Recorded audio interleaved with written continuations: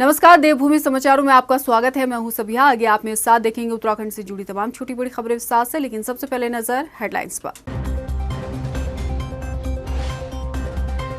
सिंह धामी से मुलाकात के बाद कर्मचारियों ने हड़ताल की स्थगित, 5 मांगों पर बनी सहमति, बाकियों पर भी हल निकालने का सीएम ने दिया आश्वासन।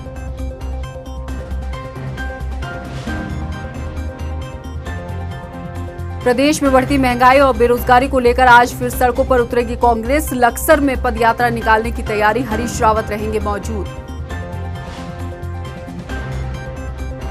पूर्व सीएम हरीश रावत ने लोक गायिका माया उपाध्याय को बनाया अपना सांस्कृतिक सलाहकार। लोक कलाकारों के बूते 2022 का चुनाव जीतने की तैयारी। हेडलाइंस के बाद बुलेटिन में खबरें विस्तार से। देहरादून में मुख्यमंत्री आवास पर प्रदेश भर के विभिन्न कर्मचारी संगठनों से जुड़े पदाधिकारियों ने सीएम पुष्कर धामी से मुलाकात की। इस दौरान मांगों पर विस्तार से चर्चा होने के बाद मुख्यमंत्री ने कहा कि सरकार कर्मचारियों के हित में हर संभव प्रयास कर रही है। जल्द ही सभी मांगों पर हल निकाल लिया जाएगा। सीएम से मुलाकात के बाद कर्मचारियों ने अपनी हड़ताल को स्थगित कर दिया है। लक्सर के खानपुर विधानसभा में बढ़ती महंगाई और बेरोजगारी को लेकर राज्य सरकार के खिलाफ आज कांग्रेस प्रदर्शन करेगी। इस दौरान पूर्व मुख्यमंत्री हरीश रावत के साथ कई नेता और तमाम पार्टी कार्यकर्ता भी मौजूद रहेंगे। अंबेडकर पार्क तुगलपुर से खानपुर बाजार तक बढ़ती महंगाई और बेरोजगारी के विरोध में पदयात्रा कार्यक्रम आयोजित किया जाएगा। उत्तराखंड में चुनावी माहौल के बीच कांग्रेस अब नई रणनीति को अपनाएगी। कांग्रेस की सरकार बनाने के लिए हर कार्यकर्ता को जमीनी स्तर पर काम करना होगा।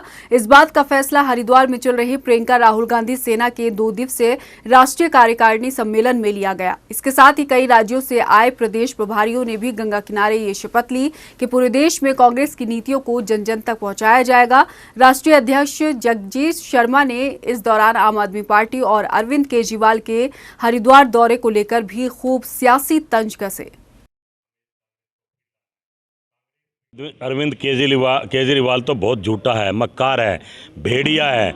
सत्ता के लालच में अब दिल्ली लूट ली, दिल्ली बर्बाद कर दी है। वहाँ बुरा आलम दिल्ली में रहते हैं। कहता है कि बहनों के लिए टिकट फ्री है, पर बहनें समझ लो आपके भाई से, आपके पिता से, आपके दोस्तों से, आपके पड़ोसियों से सबसे 2 गुना पैसे ले रहा है। कुछ नहीं होगा, वो अपना काम करना है, हम अपना काम कर रहे हैं। हम तो दुनिया में वो सबसे सस्ती बिजली दे रहे हैं। उत्तराखंड की गवर्नमेंट जब कांग्रेस गवर्नमेंट थी तो उन्होंने बहुत सस्ती बिजली दी and we are doing it great. तो अब मुझे ऐसा लगता है कि वो आ रहे हैं। अब वो हर पार्टी अपना काम करती है, हम अपना काम कर रहे हैं, लेकिन हमें भरोसा है इस बार हम बहुत अच्छा काम कर रहे हैं। इस बार 100% कांग्रेस की गवर्नमेंट बनेगी। पूर्व मुख्यमंत्री हरीश रावत ने प्रदेश की जानी मानी लोक गायिका माया उपाध्याय को अपना सांस्कृतिक सलाहकार बनाया है। यही नहीं, माया उपाध्याय ने आगामी चुनावों के मद्देनजर हरीश रावत के लिए गाना भी बनाया है, जो इन दिनों सोशल मीडिया पर काफी वायरल हो रहा है। इस गाने के बोल हरदा आना दोबारा से शुरू होता है। ऐसे में माना जा रहा है कि चुनावी मैदान में डटे रहने के लिए और अपनी व्यक्तिगत पहचान को धार देने के लिए अब लोक गायकों का सहारा भी लेने में सियासी दल जुट गए हैं। जैसा कि योजना चलाई जा रही है माननीय हरीश रावत जी द्वारा उत्तराखंडियत, उसी को बात की जाए उत्तराखंडियत तो उत्तराखंडियत हमारे उत्तराखंड की संस्कृति, खान पान है ना, ये सभी है। इसी को बचाने के लिए और इसी को जो ये मैसेज है सभी को जन जन तक गिवन करना है, खासतौर पे जो यंग पीढ़ी है उसके लिए, क्योंकि जब तक वो इस चीज के लिए अवगत नहीं होगी तब तक हमारी चीजें दबी ही रह जाएंगी। उनके शासनकाल में भी उन्होंने इसी चीज को बोला और उनके अलावा कोई भी व्यक्ति अपने उत्तराखंड को आगे बढ़ाने की बात नहीं कर रहा है। गुजरते वक्त के साथ उत्तराखंड विधानसभा चुनाव का वक्त भी करीब आ रहा है। चुनावी राजनीति में वैसे तो कई मुद्दों पर इन दिनों सियासत हो रही है, लेकिन राज्य में राजनीतिक पार्टियों का फोकस दलित वोट बैंक पर कुछ ज्यादा ही है। खासकर बीजेपी और कांग्रेस दलित वोट बैंक को साधने के लिए हर हथकंडे अपना रहे हैं। देखिए हमारी ये रिपोर्ट। चुनाव कोई भी हो, दलित वोट बैंक को लेकर सियासी दलों का फोकस कुछ ज्यादा ही रहता है। बात उत्तराखंड राज्य की करें तो साल 2017 में हुए विधानसभा चुनाव में 13 आरक्षित दलित सीटों में से 11 सीटों पर बीजेपी ने अपना कब्जा जमाया। लेकिन इस बार की राजनीति के पन्ने पलट चुके हैं।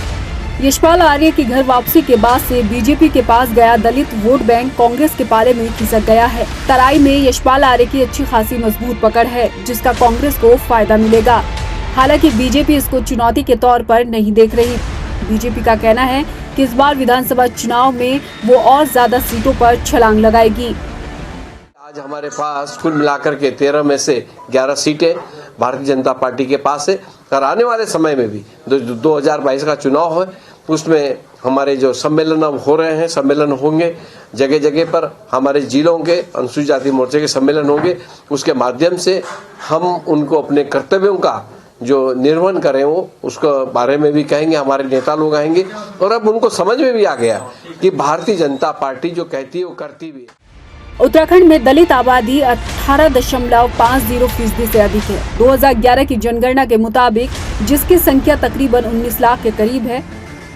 उत्तराखंड के 11 पर्वतीय जिलों में दलित आबादी 10.15 लाख के करीब है, जबकि मैदानी 3 जिले देहरादून, हरिद्वार और उधम सिंह नगर में ये आबादी 9 लाख के करीब है।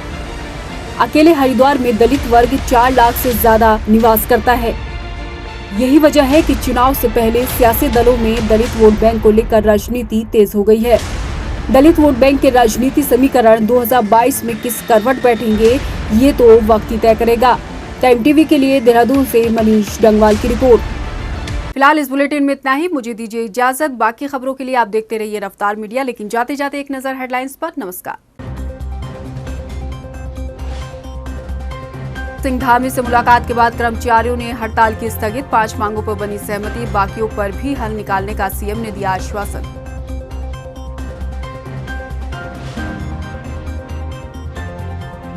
प्रदेश में बढ़ती महंगाई और बेरोजगारी को लेकर आज फिर सड़कों पर उतरेगी कांग्रेस। लक्सर में पदयात्रा निकालने की तैयारी, हरीश रावत रहेंगे मौजूद। पूर्व सीएम हरीश रावत ने लोक गायिका माया उपाध्याय को बनाया अपना सांस्कृतिक सलाहकार। लोक कलाकारों के बूते 2022 का चुनाव जीतने की तैयारी।